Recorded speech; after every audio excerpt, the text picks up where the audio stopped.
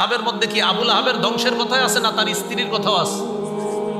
রাগ হয়ে আসছে। হ্যাঁ, আল্লাহ নাকি আয়াত নাজিল করছে, সূরা নাজিল করছে যেখানে আমার স্বামীও ধ্বংস আমিও ধ্বংস। পাথর নিয়ে আসছে আমাদের নবীরে মারবে। পাথর নিয়ে আইসা নবীজির সামনে দাঁড়াইছে, নবীজির পাশে আবু বকর সিদ্দিক দাঁড়ানো। একবার আগে সুবহানাল্লাহ পড়েন।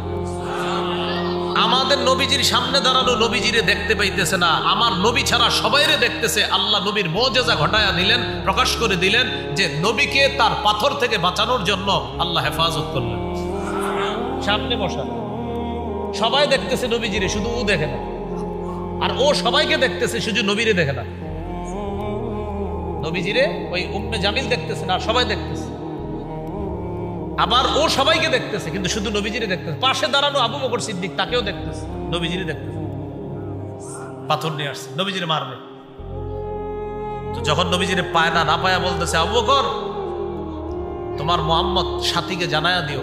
নগদ একটা কবিতা বানাইলিস, মুজাম্মামান আসাইনা ওয়া আমরাহু আবাইনা ওয়া দীনাহু ক্বালাইনা।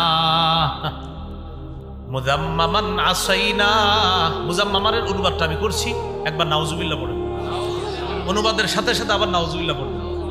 মুজাম্মামান আসাইনা, সে হলো নিন্দিত ব্যক্তি,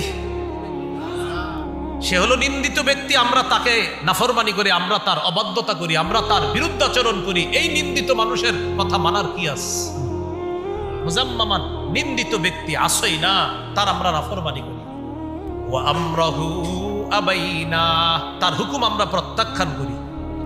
ওয়া দীনাহু ক্বালাইনা, তার দিন আমরা ঘৃণা ভরে প্রত্যাখ্যান করি। নাউজুবিল্লাহ।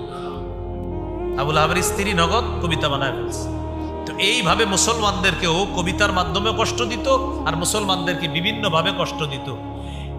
তাফসীরের কিতাবে আসছে আবুল আহাবের স্ত্রী আবুল আহাবকে কুফরি করার ক্ষেত্রেও সহযোগিতা করত, নাফরমানির ক্ষেত্রে সহযোগিতা করত, আল্লাহর বিরোধিতা করার জন্য যা যা দরকার সব সহযোগিতা করত স্বামীকে, তার স্ত্রী।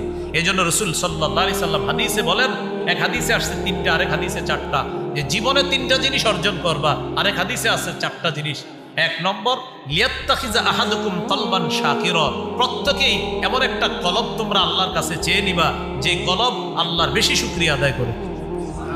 2 নম্বর, লিসানান যাকিরা, এমন একটা জিহ্বা যে জিহ্বা আল্লাহর বেশি জিকির করে।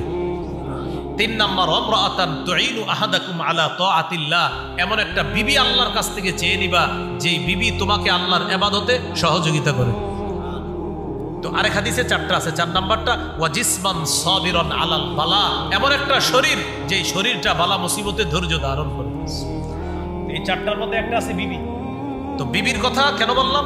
আবুল আহাবের স্ত্রী ছিল কিন্তু নাফরমান, স্বামীকে ভালো কাজে সহযোগিতা করে নাই, উল্টা নাফরমানিতে সহযোগিতা করছে। করার কারণে নাফরমান স্বামীও গেল জাহান্নামে, নাফরমান স্ত্রী সেও গেল কোথায়? জাহান্নামে। এই জন্য আমরা আল্লাহর কাছে দোয়া করা। দেখেন অনেক সময় স্বামী বা স্ত্রী দুইজনের একজনও যদি দিনদার হয়, মাশাআল্লাহ তার সংস্পর্শে পরে বিপরীত সাইডে যিনি আছে উনিও দিনদার হয়ে যায়। মাশাআল্লাহ অনেক দেখছি আমি দিনদার মেয়ে, আপনার ভাগ্য গুণে মাশাআল্লাহ একজন পেয়ে গেছে। তো ওনার মধ্যে অতটা দিন নাই, হয়তো 1-2 ওয়াক্ত নামাজ পড়ে বা পড়ে না। এই মেয়েটার সংস্পর্শে কিছুদিন পরে দেখা যায় মাশাআল্লাহ 3 চিল্লা দিছে, অথবা কোনো আল্লাহওয়ালার সোহবতে গেছে, এই দাড়ি টুপি জুব্বা পাঞ্জাবি নিয়ে আসসালামু আলাইকুম হুজুর কেমন আছেন, পুরা পরিবর্তন, পুরা চেঞ্জ হয়ে যেতেছে।